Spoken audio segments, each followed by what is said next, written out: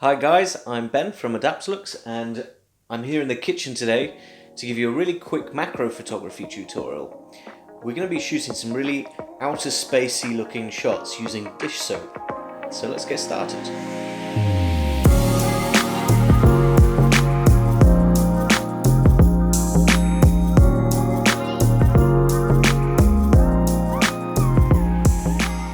So first things first, what are we shooting today?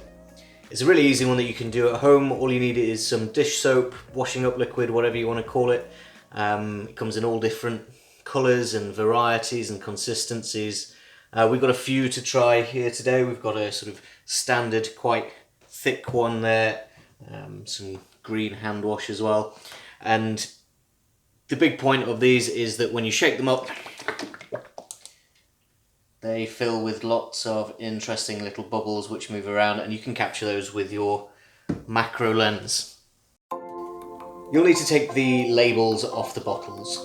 Some of them are very easy, others break apart like this one, leave residue all over the bottle. Use steam and water to get rid of as much as possible so that it doesn't show up in your images when you're trying to look through the bottle. I ended up transferring mine into a different bottle that had already had the sticker taken off it because it was a little bit easier. So with the labels successfully off our bottle, let's take a look at some of the other equipment that I'm going to be using today. We've got a D5600 and there's a reverse 24mm macro lens on there. We also have a manual 90mm Tamron lens. We're going to need some stabilization for the camera, and there's a shutter release cable there. For lighting, of course, we're going to be using the Adaptalux Studio, and that's sat on a stabilizer, a couple of white lighting arms, and maybe a colour filter or two for good measure. Now that we've got everything, I'm going to set up our first shot.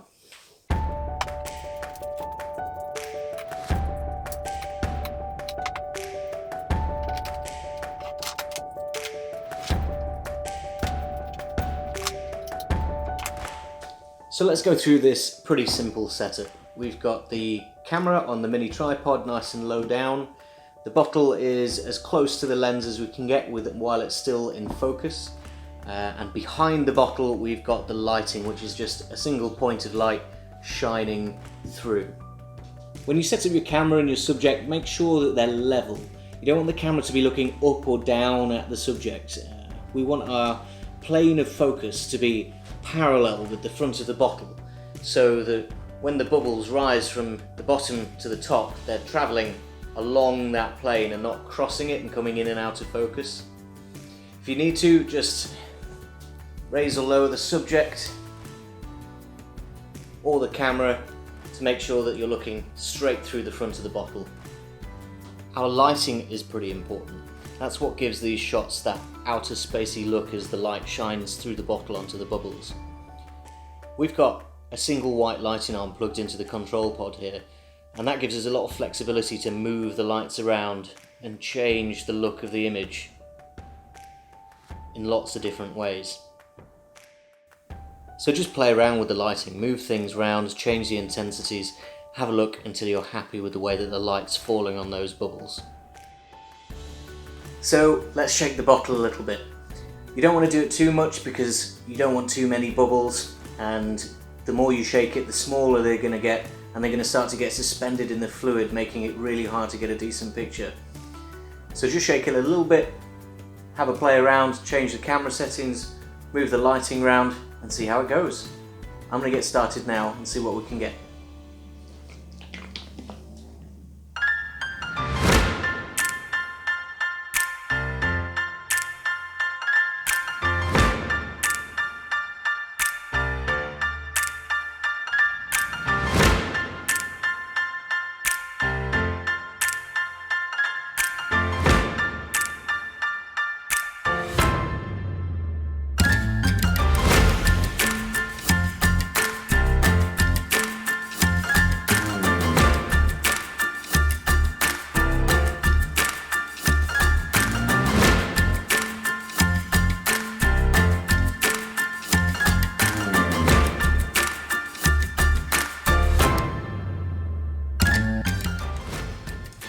I've been at this for a little while now, and I've shaken this bottle so many times that the bubbles have become really tiny and the solution is almost opaque.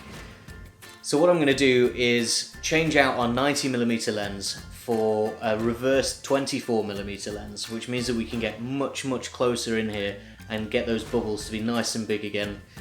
It might give us a little bit more camera shake and a little bit more movement, but we can combat that by upping our shutter speed, changing our settings around a little bit. If you don't have that option, you can just leave this to sit for a couple of hours and it will eventually, the bubbles will work their way out and you'll be ready to go again. As you're experimenting with your lighting and moving your subject around, you'll very quickly realise that the position of your lighting makes all the difference to how these shots look. It could be really dark in the background with heavy shadows on the bubbles themselves from having the light really close. Move the light back and everything becomes a green wash across the background because it's lighting more of the solution itself and it's reflecting round inside that green mist, if you like.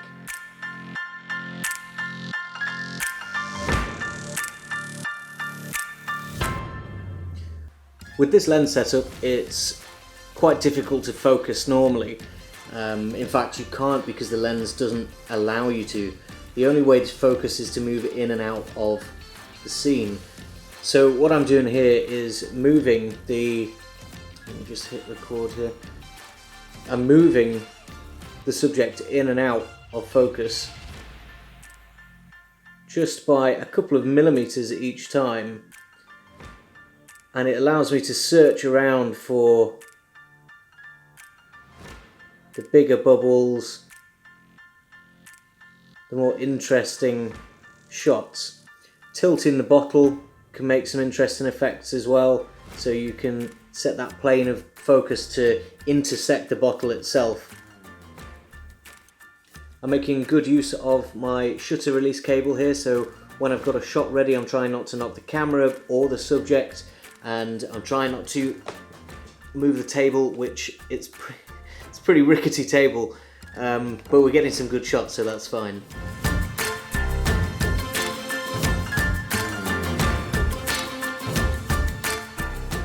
This bottle really needs to rest now. There's basically nothing in there that we can actually shoot anymore, so I'm going to change the subject, use this hand wash, which is much clearer, so we should be able to see some different colours and get some better settings as well.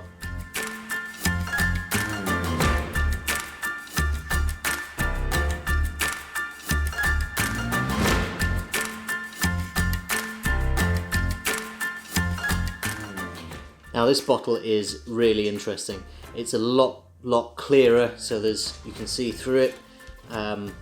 So we've put this yellow colour filter on the Adaptalux arms. They just snap on, which means we've got some nice yellow colour shining through there. What's also interesting is that this is actually a lot thicker, so the bubbles aren't moving around quite as much, and we've got a lot more time to be able to focus and grab those big bubbles before they shoot off to the top.